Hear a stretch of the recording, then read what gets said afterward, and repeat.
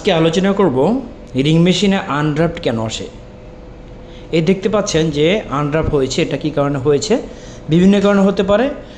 প্রথমত হচ্ছে যে আপনার হাই টুইস্ট, যদি রবিংয়ে হাই টুইস্ট থাকে সেক্ষেত্রে হতে পারে। এরপর হচ্ছে যে আপনার ওয়েটিং আর্ম প্রেশার কাউন্ট এবং প্রসেস ওয়াইজ না দিলে সেই কারণে আপনার আনড্রাফট আসতে পারে, ঠিক আছে। তারপর হচ্ছে যে আপনার টাইমলি যদি কট গ্রাইন্ডিং করা না হয় সেক্ষেত্রে আপনার আনড্রাফট চলে আসতে পারে। আর হচ্ছে যে আপনার আন্ডার সাইজ কট, হ্যাঁ, আপনার ধরুন 30 মিলিমিটার কিংবা 28 মিলিমিটার কট লাগবে, সেখানে আপনার হয়েছে 26 মিলিমিটার, 27 মিলিমিটার, 26 মিলিমিটার, 27 মিলিমিটার, সেক্ষেত্রে কিন্তু আপনার আনড্রাফট চলে আসতে পারে, ঠিক আছে। তো স্পেসার একটা ব্যাপার থাকে, কাউন্ট ওয়াইজ কিংবা প্রসেস ওয়াইজ স্পেসার সিলেকশন একটা ব্যাপার থাকে। তো এই বিষয়গুলোর জন্য মেইনলি আপনার আনড্রাফট চলে আসে। তো এগুলো আমাদের অবশ্যই খেয়াল রাখতে হবে যাতে করে মেশিনে আনড্রাফট না আসে, সেই জন্য আগে আমাদের ব্যবস্থা নিতে হবে। আশা করি বুঝতে পেরেছেন। আজকে এ পর্যন্তই।